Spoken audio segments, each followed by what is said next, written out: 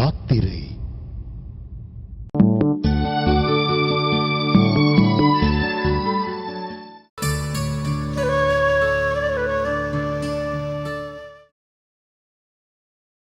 அல்லாஹு அக்பர் அல்லாஹு அக்பர்.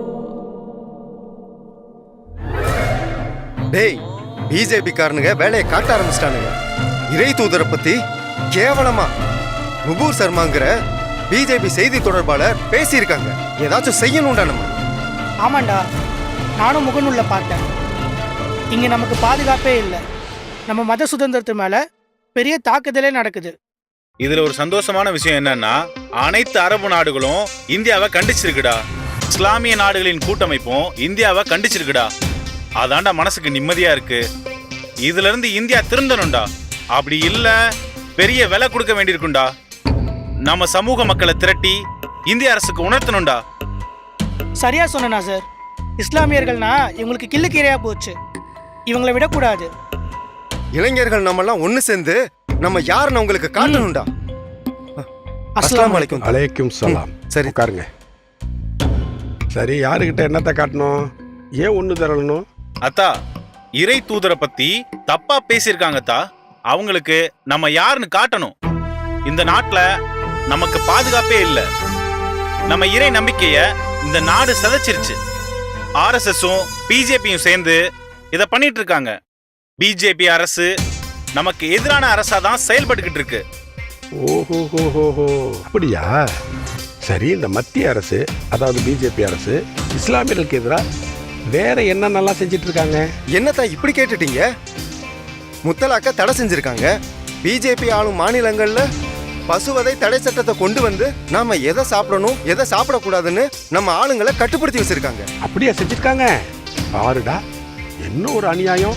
இது மட்டும் இல்லதா, சிஐஏவை கொண்டு வந்து இங்க இருக்கிற இஸ்லாமியர்களை நாடு கடத்த முயற்சி பண்ணாங்க. நாங்க தான் அதை போராடி முறியடிச்சோம். நீங்க தான் அந்த மாதிரி போராட்டத்துக்குலாம் வர்றது இல்லையே. அங்கெல்லாம் வந்தாதானே நாம எவ்வளவு பாதிக்கப்பட்டிருக்கோம்னு உண்மை உங்களுக்கு தெரியும். அது சரி, இவ்வளவுதானா?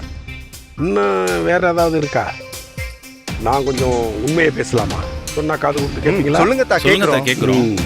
முதல்ல நுபர் சர்மா பேசுற விவகாரத்துக்கு வருவோம். அவங்க எங்க பேசுனாங்க, எந்த சூழ்நிலையில் அப்படி பேசுனாங்க, அந்த விவரம் உங்களுக்கு ஏதாவது தெரியுமா? ஒரு டிவி விவாதத்துல ஞானவாபி மசூதி குறித்த சர்ச்சையை பத்தி விவாதம் நடத்தினாங்க. ஆர்எஸ்எஸ் பிஜேபி காரங்க இப்படி அநியாயமா பேசியிருந்தாங்க. பாபர் மசூதி வெற்றிக்கு பிறகு ஒவ்வொரு மசூதியா கைப்பற்ற பாக்குறாங்க. மசூதிகளை கைப்பற்ற முயற்சி பண்றாங்கிறத பத்தி நம்ம பின்னாடி பேசுவோம். அந்த டிவி விவாதத்துல நுபர் சர்மா மட்டுமா கலந்துக்கிட்டாங்க? இஸ்லாமியர்கள் சார்பா ரகுமான்கிறவரும் கலந்துக்கிட்டார்ல. அவர் சிவன் திருமேனிய மிகவும் அருவருக்கத்தக்க வகையில விமர்சனம் பண்ணியிருக்காரு. நிதானம் இழந்த நுபர் சர்மா இறை தூதர் குறித்து பேசியிருக்காங்க. இறை தூதரை பத்தி தப்பா பேசுனது எனக்கு எவ்வளவு வலிச்சது தெரியுமா? எனக்கு எவ்வளவு கோபம் வந்தது தெரியுமா? யார் மேல? நுபர் சர்மா மேல இல்ல, அந்த ரகுமான் மேல. அவருடைய தூண்டுதலின் பேரில் தான் அந்த அம்மா அப்படி பேசினாங்க. ஒரு பெரிய ஆளுங்கட்சியின் பிரதிநிதி நிதானம் இழந்திருக்க கூடாது. அந்த மாதிரி அவங்க பேசியிருக்கவும் கூடாது. ஆனா அவங்க பேசுறதுக்கு முன்னாடி ரகுமான் பேசியிருக்காரே, அது சரியா? இந்திய அரசியலமைப்பு சட்டம் குற்றம் செய்தவனை விட குற்றம் செய்ய தூண்டியவன் தான் முதல் குற்றவாளின்னு சொல்லுது. அப்படி பார்த்தா ரகுமான் தானே இதுல முதல் குற்றவாளி. அவரை பத்தி நீங்க இல்லப்பா, வேற யாருமே பேசலையே. அப்படி ரகுமான் பேசுறது தப்பா இல்லையா? அதுல என்ன தப்புதா? உண்மையை தானே பேசினாரு. இப்படியே இந்துக்களும் பேசினா இந்த பிரச்சனை தீருமா இல்ல வளருமா? சரி, இன்னொரு கேள்வி. சிவன் திருமேனியின் சூத்திரம் பத்தி உங்களுக்கு தான் தெரியுமா? தெரியாது. உனக்கு தெரியாதுங்கிற விஷயத்தையே சரின்னு சொல்ற பத்தியா? அதுதான் மத துவேஷங்கிறது. இன்னொரு கேள்வி. ஞானவாபிங்கிற சொல் அரபி சொல்லா இல்ல உருது சொல்லா? தெரியாது. அது சமஸ்கிருத வார்த்தை. சமஸ்கிருத பேர்ல எப்படி ஒரு மசூதி இருக்க முடியும்? சமஸ்கிருதத்துக்கும் இஸ்லாமுக்கும் என்ன தொடர்பு இருக்கு? இங்கு முகலாயர்களின் படையெடுப்பின் போதும் முகலாயர்கள் ஆட்சி செய்த போதும் இந்துக்கள் புனிதமாக கருதக்கூடிய பல இடங்களை தங்கள்கிட்ட இருந்த அதிகாரத்தையும் படைபலத்தையும் பயன்படுத்தி ஆக்கிரமிச்சிருக்காங்க அப்படின்னு சொல்றதுல பெரிய உண்மை இருக்கதா செய்யுது. அப்ப அவங்க எல்லாத்தையும் கேட்பாங்க, நம்ம கொடுத்துட்டே இருக்கணுமா? ஆர்எஸ்எஸோட அஜெண்டாவே இதானே? இல்லப்பா, சமீபத்துல ஆர்எஸ்எஸின் அகில உலக தலைவர் பேசுறத நீங்க கேட்டதே இல்லை. அதை பத்தி நீங்க கேள்விப்படவும் இல்லை. தமிழ்நாட்டு ஊடகங்களும் அதை பத்தி எதுவும் சொல்லல. நுபர் சர்மா விவகாரத்துல அரபு நாடுகள் கண்டனம் தெரிவிச்சதை சொன்ன ஊடகங்கள், அதே அரபு நாடுகள் பிஜேபி எடுத்த நடவடிக்கைக்கு திருப்தி தெரிவிச்சு வெளியிட்ட அறிக்கைகளை வெளியில சொல்லவே இல்லையே. மோகன் பகவத் என்ன பேசினாருதா? மோகன் பகவத் என்ன பேசினார்னா, சமீபத்துல ஒரு இடத்துல ஆர்எஸ்எஸ் அகில உலக தலைவர் ஒரு மீட்டிங்ல பேசினார். இந்து ஆலயங்களை மசூதிகள்ல தேடக்கூடாது அப்படின்னு சொன்னார். அது மட்டும் இல்ல, ராமர் கோயில் பிரச்சனைக்கு அப்புறம் இதே போன்ற பிரச்சனைகள்ல ஆர்எஸ்எஸ் ஈடுபடாது அப்படின்னு அவர் பேசியிருக்காரு. இது உண்மையாத்தா? அவர் பேசுறது யூடியூப்ல இருக்கும், போய் பாரு. இங்க பாருங்கப்பா, இந்தியாவில் நம்ம பிறந்ததுக்கு புண்ணியம் பண்ணியிருக்கணும். இஸ்லாமிய நாடா இல்லாத ஒரு நாட்டில் இந்தியாவில் தான் அதிகமான இஸ்லாமியர்கள் வாழ்றோம்னு சொல்றதை விட பாதுகாப்பா வாழ்றோங்கிறது தான் உண்மை. ஈராக்ல, சிரியாவில், ஆப்கானிஸ்தான் போன்ற நாடுகள்ல இஸ்லாமியர்கள் மட்டும்தானே வாழ்றாங்க. அங்க இருக்கிற இஸ்லாமிய பொதுஜனங்கள் நிம்மதியா பாதுகாப்பா வாழ்றாங்களா? அங்க அவங்களுக்குள்ளாரையே குண்டு போட்டுக்கிறது, துப்பாக்கியால சுட்டுக்கிறதுன்னு இருக்காங்க. நம்ம நாடு சுதந்திரத்துக்கு முன்னாடியே மத ரீதியா பிரிக்கப்பட்டுடுச்சு. ஆனா இஸ்லாமியர்களுக்கான நாடுன்னு பிரிச்சு வாங்கிக்கிட்டு போனவங்க கொஞ்ச நாள்லயே ஏன் அடிச்சுக்கிட்டு 2 நாடா பிரிஞ்சு போயிட்டாங்க? அது ஏன்? இப்ப கூட பாகிஸ்தான்ல ஒரு பகுதியான பலுசிஸ்தான்ல இஸ்லாமிய மக்களே இஸ்லாமிய நாட்டுல தாங்கள் புறக்கணிக்கப்படுவதாக ஆயுதம் ஏந்தி போராடுறாங்களே, ஏன்? அங்கெல்லாம் ஆர்எஸ்எஸ் இருக்கா? பிஜேபி இருக்கா? மோடி ஆட்சி செய்யறாரா? இஸ்லாமிய நாடுகளிலேயே இஸ்லாமியர்கள் பாதுகாப்பு இல்லாம உரிமையை இழந்து வாழ்றாங்களே. ஆனா இந்தியாவில் பாதுகாப்பா அனைத்து உரிமைகளோடு தான் நம்ம வாழ்றோம். அதை முதல்ல புரிஞ்சுக்கணும். எல்லாம் சரிதான்தா. முத்தலாக், சிஏஏ, பசுவதை தடை சட்டம் அப்படின்னு நமக்கு எதிராக தானே இந்த அரசு செயல்படுது. சிஏஏ என்ன சொன்னிச்சு? இந்திய முஸ்லிம்களை இந்தியா விட்டு வெளியேற சொன்னிச்சா? அந்த சட்ட திருத்தத்தால இந்திய இஸ்லாமிய மக்களுக்கு என்னடா பாதிப்பு? அந்த சட்ட திருத்தம் என்ன சொல்லுது?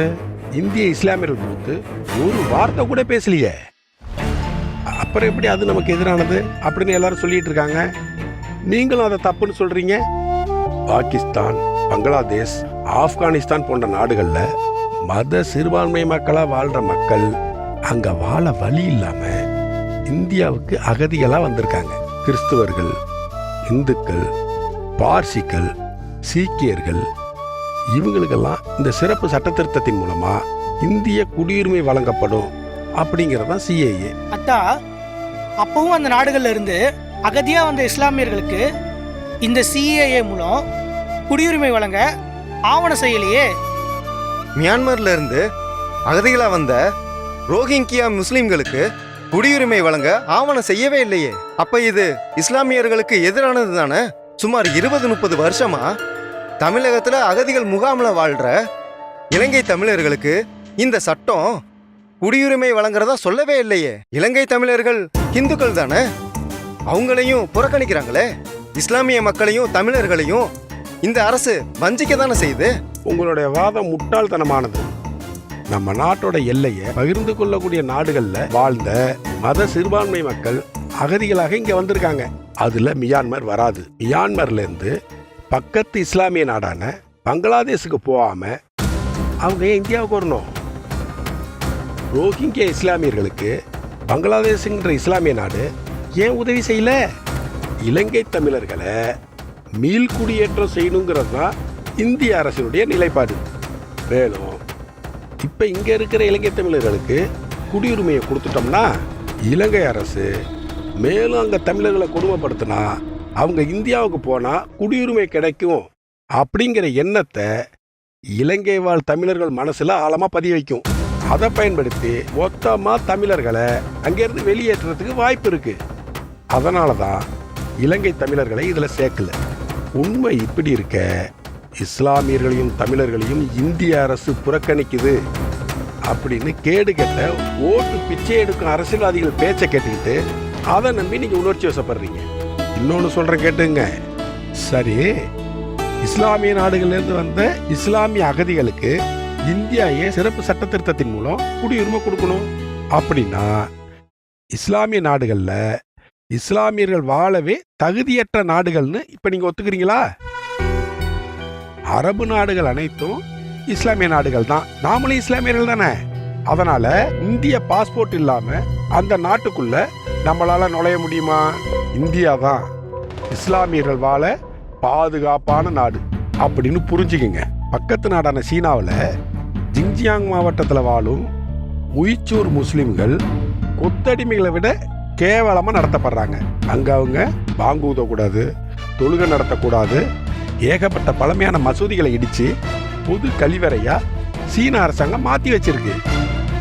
இதையெல்லாம் இந்திய இஸ்லாமிய தலைவர்களோ உலக இஸ்லாமிய நாடுகளோ இஸ்லாமிய நாடுகளின் கூட்டமைப்போ சீனாவை கண்டிச்சிருக்கா? சீனாவின் உற்ற நண்பனான இஸ்லாமிய தேசமான பாகிஸ்தான் கூட சீன அரசாங்கத்துக்கிட்ட உய்ச்சூர் இஸ்லாமிய மக்களுக்காக சீன அரசாங்கத்துக்கிட்ட எதுவுமே பேசலையே. ஏன்? இந்தியாவில் மட்டும் சின்னதா ஒரு பிரச்சனை நடந்தாலே ஊதி பெருசாக்குறாங்களே, ஏன்? அத்தா, எல்லாத்தையும் எங்களுக்கு எளிமையா புரிய வச்சிட்டீங்க. ஆனா பசுவதை தடுப்பு சட்டத்தை பத்தியும் மாட்டிறைச்சி வச்சிருக்கவங்கள அடிச்சு கொள்றதுன்னு அப்படியெல்லாம் நடக்கிறாங்களே, அதை பத்தி பேசாம அப்படியே கடந்து போயிட்டீங்களே. இல்லப்பா, கடந்தெல்லாம் போகல. அதை விட பெரிய விஷயங்களை பேசினதாங்கள விட்டு போயிடுச்சு, அவ்வளவுதான். சிறுபான்மை மக்களின் மத உணர்வுக்கு பெரும்பான்மையான இந்துக்கள் மதிப்பளிக்கணும்னு கேட்குறீங்க. ஆனா இந்த நாட்டில் சுமார் 75% இந்துக்கள் வாழ்றாங்க.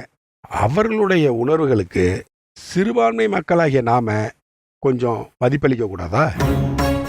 பசு இந்துக்களுக்கு புனிதமானது, அதை காக்கணும்னு அவங்க நினைக்கிறதுல என்ன தப்பு இருக்க முடியும்? 3-4 மாசத்துக்கு முன்னாடி மயிலாடுதுறை மாவட்டத்தில் 5 இஸ்லாமியர்கள்ல என்ஐஏ கைது செஞ்சிருக்காங்க. அவங்க ISI அமைப்புக்கு ஆள் திரட்டினாங்கிறது தான் என்ஐஏ அவங்க மேல குற்றச்சாட்டை சொல்லியிருக்கு. உடனே இந்தியாவில் உள்ள அனைத்து இஸ்லாமியர்களும் ISIக்கு ஆள் திரட்டக்கூடியவர்கள் தான் அப்படின்னு சொல்ல முடியுமா? அப்படிதான் இந்த மாட்டுக்கறி வச்சிருக்கிறவங்கள அடிச்சவங்களையும் நம்ம பார்க்கணும். இதோ தீபாவளி அன்னைக்கு முதல் நாள் கோயம்புத்தூர்ல கார் பாம்பு அடிச்சிச்சு. அதுலயும் 5-6 பேர் கைதாயிருக்காங்க. விசாரணை போய்கிட்டு இருக்கு. அதனால அனைத்து இஸ்லாமியர்களும் பாம்பு வைக்கிறாங்கன்னு சொல்ல முடியுமா? நுபர் சர்மா விவகாரத்துல அல் கொய்தாங்கிற தீவிரவாத அமைப்பு இந்தியாவில் மனித வெடிகுண்டு தாக்குதல் நடத்துவோம் அப்படின்னு அறிவிச்சாங்க. அதை இந்தியாவில் உள்ள ஒரு இஸ்லாமிய அமைப்போ இஸ்லாமிய அரசியல் தலைவர்களோ கண்டிச்சிருக்காங்களா? மதத்தை விட நாடு முக்கியம் இல்லையா? அரசியலை விட இந்த தேசம் முக்கியம் இல்லையா?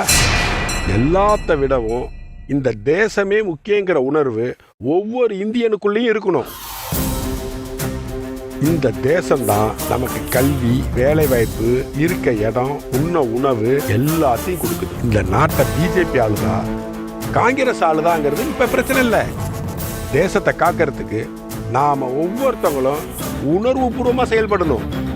மொத்த உலக நாடுகளிலேயே இந்தியா தான் நாம பாதுகாப்பா வாழ்றதுக்கு உகந்த நாடுன்னு நீங்க உணரணும். அத்தா, என்னம்மா? ஒரு நிமிஷம் இங்க வாங்கல. இந்த வரமா பேசிட்டு இருக்கப்பா. சரிக்கா. சரிங்க அத்தா. என்னம்மா? அத்தா, எல்லா பசங்களும் நம்ம நாசரோட ஃப்ரெண்ட்ஸ் தானே? அவங்க தானே பேசிட்டு இருக்காங்க. ஆமாம்மா.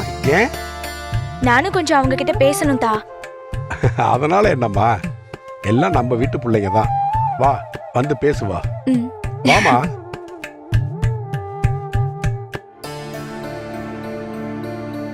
பேச வேண்டியதை பேசு. அஸ்ஸலாமு அலைக்கும். வலைக்கும் சலாம். உட்காருங்கப்பா. இவ்வளோ நேரம் நீங்க பேசிட்டு இருந்ததை நான் கேட்டுட்டு தான் இருந்தேன். அது மட்டும் இல்ல, நாசர் போன்ல வர வாட்ஸ்அப் மெசேஜ் எல்லாம் நான் பார்த்துட்டு தான் இருக்கேன். அதுல எதுவும் நீங்க உருப்பிட்டு நல்ல வாழ்க்கை வாழ்றதுக்கான வழி காட்டவே இல்ல. அது மட்டும் இல்லாம உங்களை மத வெறி பிடிச்சவங்களா மாத்திரத்துக்கு மட்டும்தான் முயற்சி செய்றாங்க.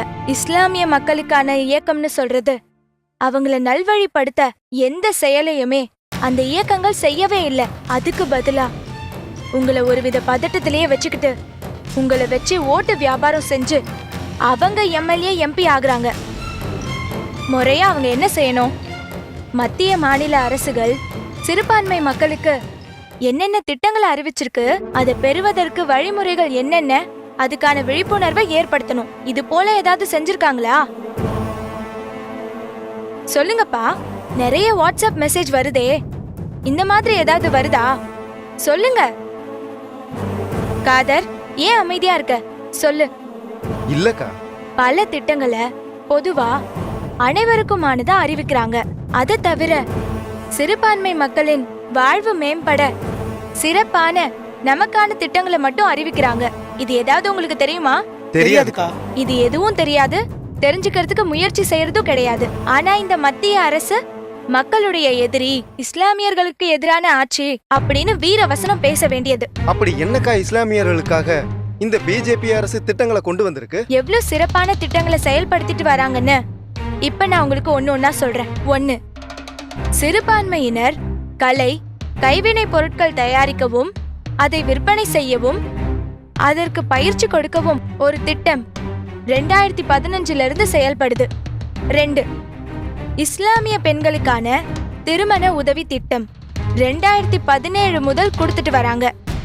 டிகிரி முடித்த இஸ்லாமிய பெண்களுக்கு 51,000 ரூபாய் பணத்தை நேரடியா வங்கி கணக்குல செலுத்துது இந்த அரசு. இஸ்லாமிய பெண்கள் டிகிரி படிக்க தூண்டுகோலா இருக்கு இந்த திட்டம், தெரியுமா? 3.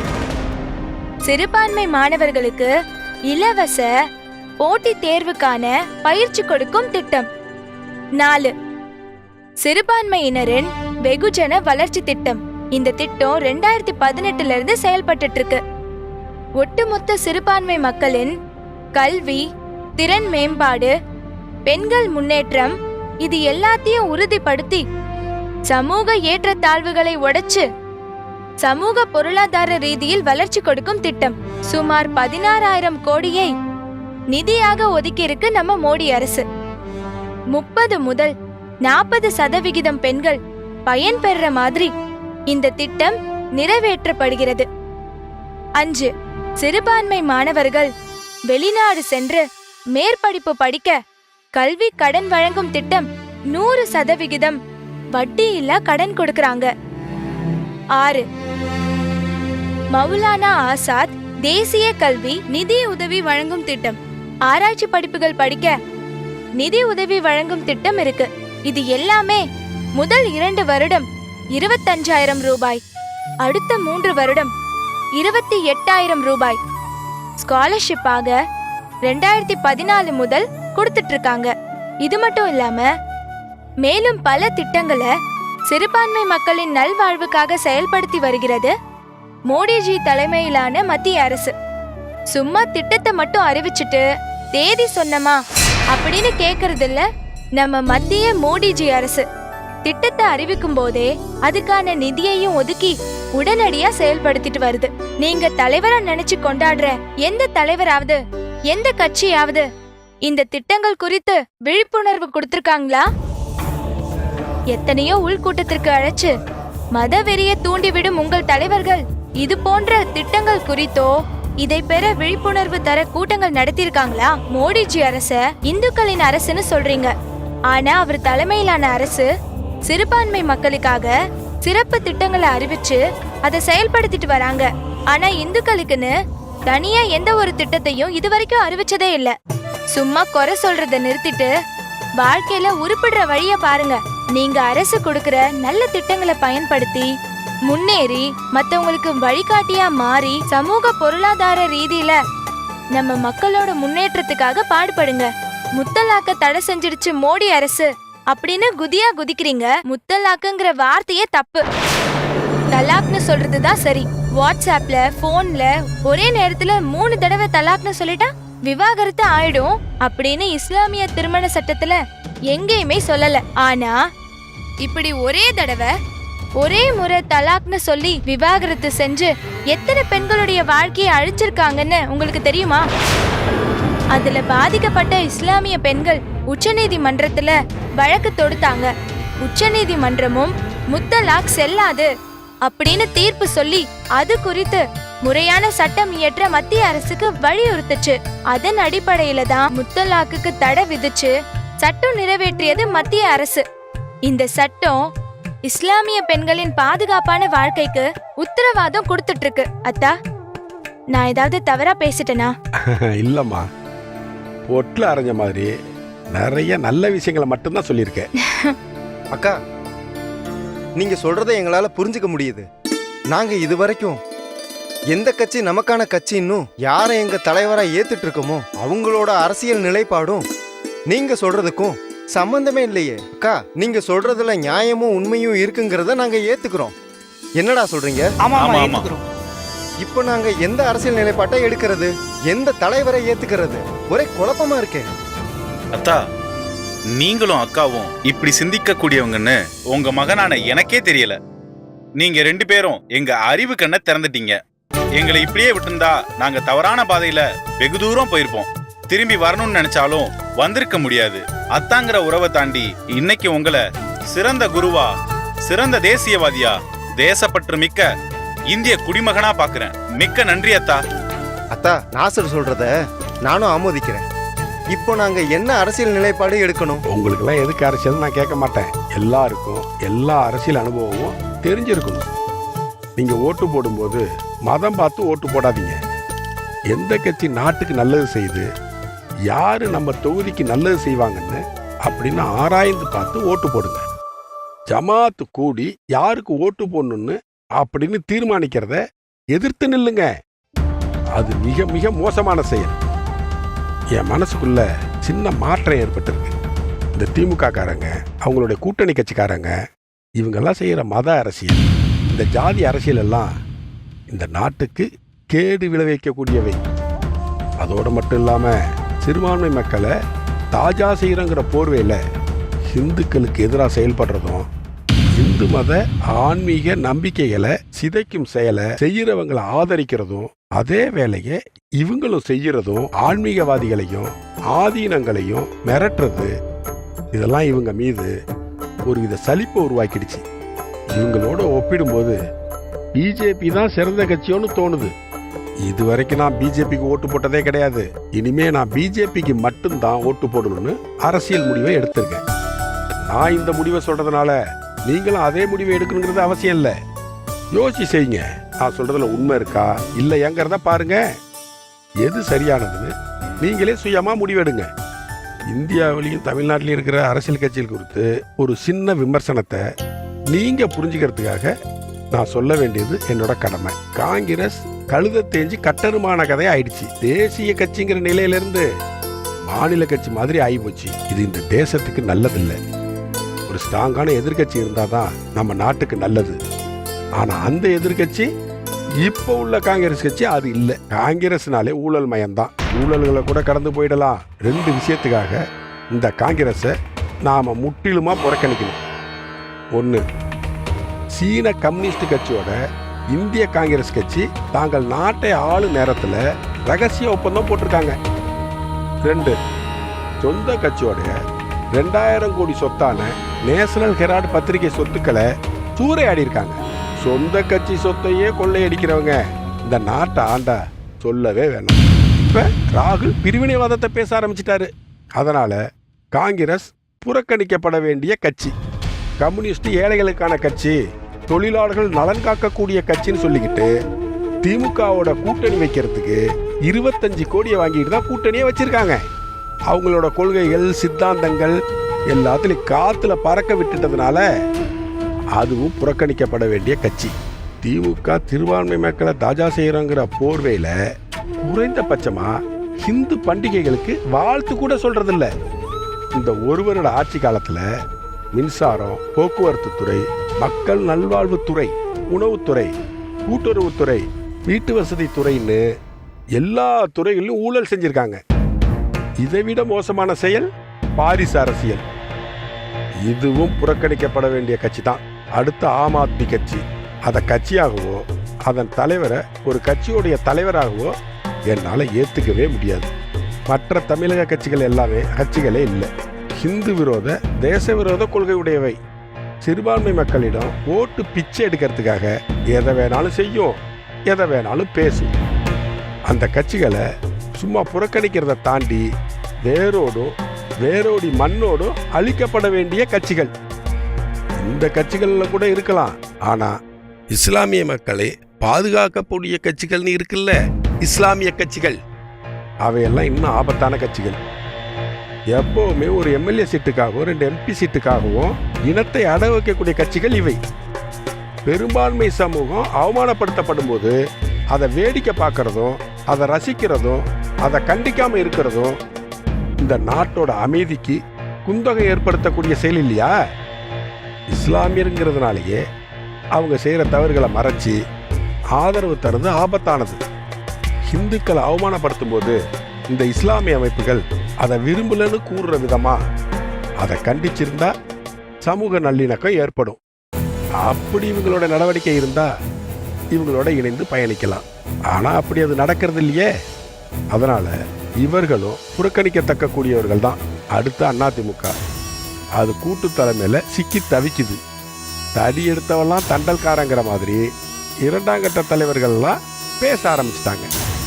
காமராஜரோட வார்த்தையில சொல்லணும்னா 2 திராவிட கட்சிகளும் ஒரே குட்டையில ஊர்ன மட்டைகள் தான். சரி, இந்த கட்சிகளோட பிஜேபி ஒப்பிட்டு பார்ப்போமா?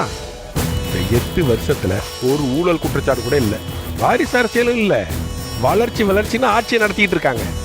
தேர்தல் நேரத்தை தவிர மற்ற நேரத்தில் அரசியல் செய்யறதில்ல, அரசாங்கத்தை மட்டும் தான் நடத்திட்டு இருக்காங்க. சென்னையில் சமீபத்தில் கூட 30,000 கோடி திட்டத்தை துவக்கி வைக்க மோடி வந்தாங்க. அந்த விழாவில் கலந்துகிட்ட முதல்வர் ஸ்டாலின் அரசு மேடையில் அரசியல் பேசினார். ஆனால் பிரதமர் வளர்ச்சி திட்டங்களை பற்றி மட்டும்தான் பேசினார்.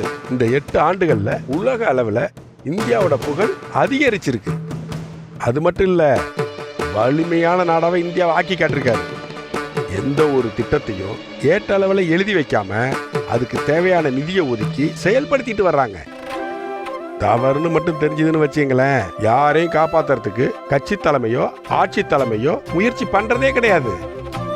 இதோ இந்த நுபர் சர்மா விவகாரத்துல கூட அவங்களுக்கு ஆதரவு தெரிவிச்ச வரையும் கட்சி ரீதியா கடுமையான நடவடிக்கை எடுத்திருக்காங்க. இதுதான்ப்பா அனைத்து கட்சிகளோட ஒப்பீடு.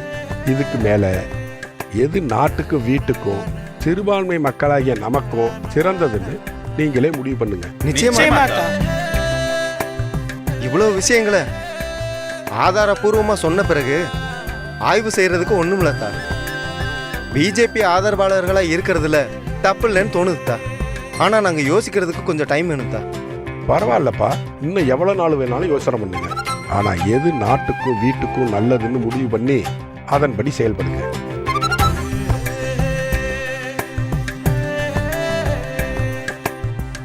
அல்ஹம்துலில்லாஹ். நன்றிதா. தாமரை மலர்ந்தால் தமிழகம் மிளிரும்.